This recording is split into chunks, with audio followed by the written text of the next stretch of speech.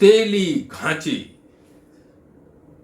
प्रधानमंत्री बन सकता है, लेकिन कथा वाचन नहीं कर सकता है।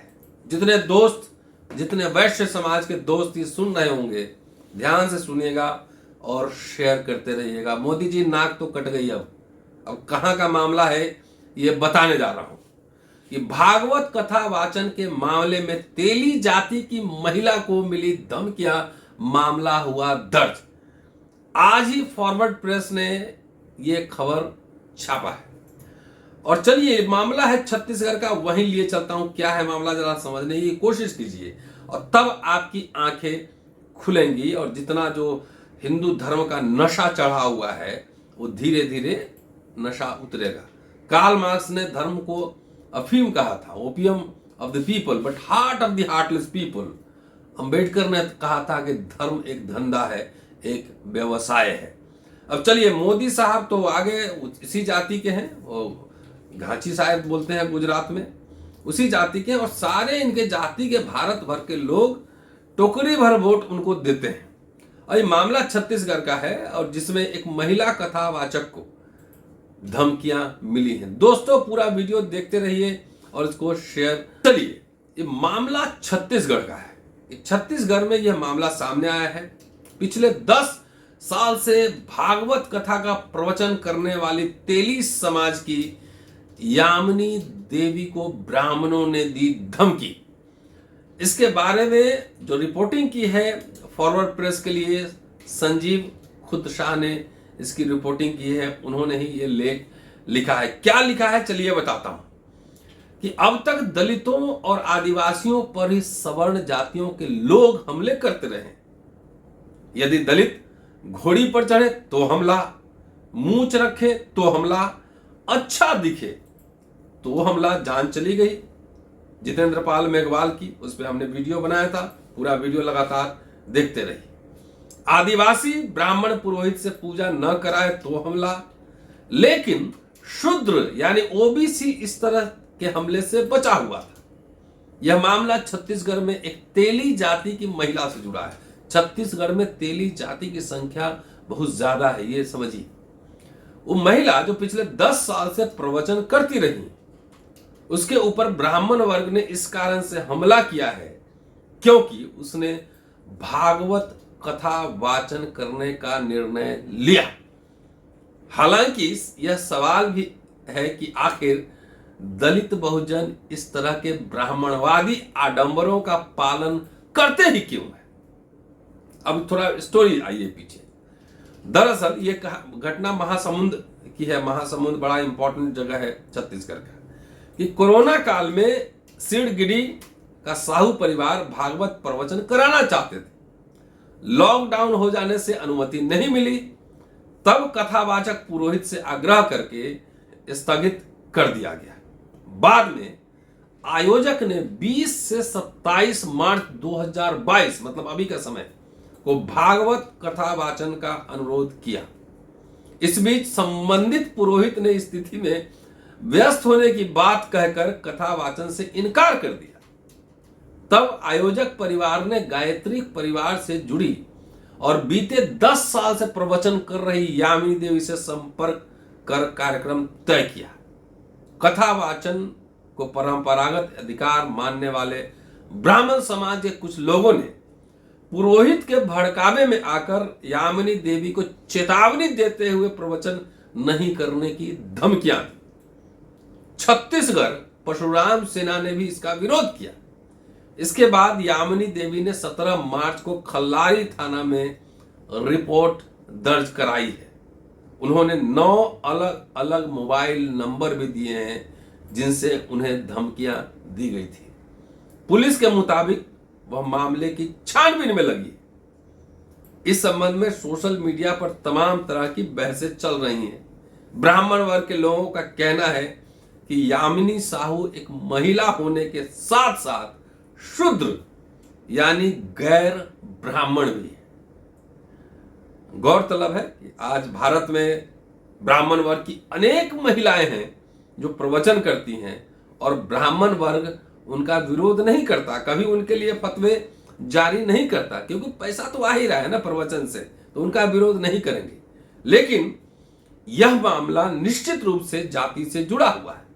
सामान्य मामलों में सनातन धर्म, संस्कृति व व्यास ऐसे लोगों के कथावाचक अधिकार को स्वीकार नहीं करता है। सनातन धर्म संस्कृति में श्रेष्ठ कुल के वैदिक ब्राह्मण ही भागवत कथा या अन्य पूजा पाठ करवा सकता है। इस प्रकार ब्राह्मण के अलावा यदि कोई शूद्र या गैर ब्राह्मण प्रवचन करता है या कोई ऐसा कार्य करता है तो वे अपनी अज्ञानता से धर्म संस्कृति को अपमानित करते हैं। वैसे तो ओबीसी हिंदू वर्ण व्यवस्था में शूद्र वर्ण में आते हैं, लेकिन कतिपय ओबीसी जातियां अपने आप को ब्राह्मण, क्षत्रिय या वैश्य होने का दावा करती रही हैं। इनके इस दावे का खंडन भी उच्च वर्ण समय समय पर करता रहा है। गौतम धर्मसूत्र 12/6 के अनुसार शूद्र को वेद आदि भागवत रामायण कथा का श्रवण नहीं करना चाहिए। यदि वह ऐसा करता है तो उसके कानों में पिघला हुआ शीशा डालने का प्रावधान है। यदि वह वाचन करता है तो उसे जीव काटने का प्रावधान है। कंठस्थ करता है तो मार डालने का प्रावधान है। लेकिन शूद्र यानी आज का ओबीसी इन आयोजनों का सबसे बड़ा श्रोता है।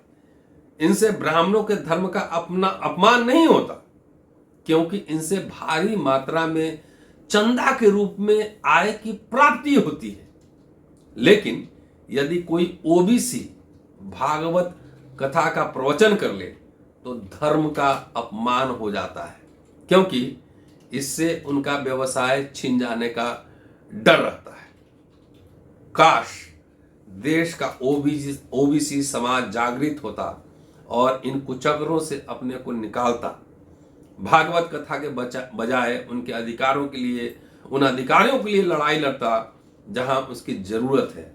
परंतु नगण्य है, बावजूद इसके यह घटना ओबीसी या शूद्र समाज की आंख खोलने के लिए काफी है। एक बात बताइए, तो मंदिर में, अगर राम मंदिर में गए थे, उद्घाटन कर रहे प्रधानमंत्री घाची तेली जाति के, और अभी जो बनारस मंदिर में गए थे उद्घाटन करने, बड़ा बड़ा डमरुआ ढोल बजा रहे थे, वहां किसी ब्राह्मण को दिक्कत नहीं हुई। क्यों दिक्कत नहीं हुई? क्योंकि प्रधानमंत्री है, माल चाहिए, सबको खाने पीने का चाहिए, तो वहां दिक्कत नहीं हुई।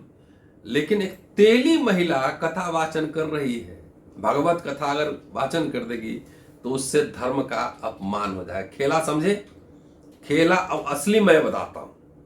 असली खेला यह है कि ये धर्म का खेल नहीं है, ये कुछ और है। जैसे जैसे धर्म का ये खेल बढ़ेगा, अभी तो कथा वाचन से मना किया गया है, आपके बच्चों के लिए स्कूल, कॉलेज, विश्वविद्यालय के दरवाजे भी बंद होंगे, क्योंकि जैसे वहां गीता का पाठ्यक्रम में लगेगा या भगवत पुराण लगेगा तो शूद्र और अछूत कैसे वो पढ़ सकता है। तो ये खेल समझिए अभी ट्रेलर है। अभी आप भक्ति में, नशे में डूबे रहिए, मोदी मोदी नारे लगाइए, लेकिन मोदी जी, ये भारत के इतिहास में होता रहा है, शूद्र को राजा बना दिया और उसी के द्वारा वर्णाश्रम धर्म को लागू भी करवाया। तो एक खेल यही है कि अभी तो शुरू हुआ है और देखते जाइए, आपके बच्चे के लिए स्कूल के दरवाजे, कॉलेज के दरवाजे, विश्वविद्यालय के दरवाजे बोलेगा कि तेली है तो तेल निकालिए, यादव है तो दूध निकालिए, कोबलर है तो जाके चमड़े का काम कीजिए, चमार है तो चमड़े का काम कीजिए, कुशवाहा है तो सब्जी उगाइए। तो धीरे धीरे ये खेल फुल फ्लेजेड शुरू होने वाला है। अशोक देखा है ना आप, 3 जो सिंबल है वहां पे, एक चौथा भी पीछे छुपा रहता है, और कौन है किसी और दिन खुलासा करूंगा। लेकिन पूरा वीडियो देखते रहिए। चौंकाने वाली खबर है, देश का प्रधानमंत्री तेली जाति का है, लेकिन एक तेली जाति की महिला जो है वो भगवत कथा वाचन नहीं कर सकती है। तो इसी को मैं बार बार कहता हूं, ये लीला है, ये जन्म लीला है।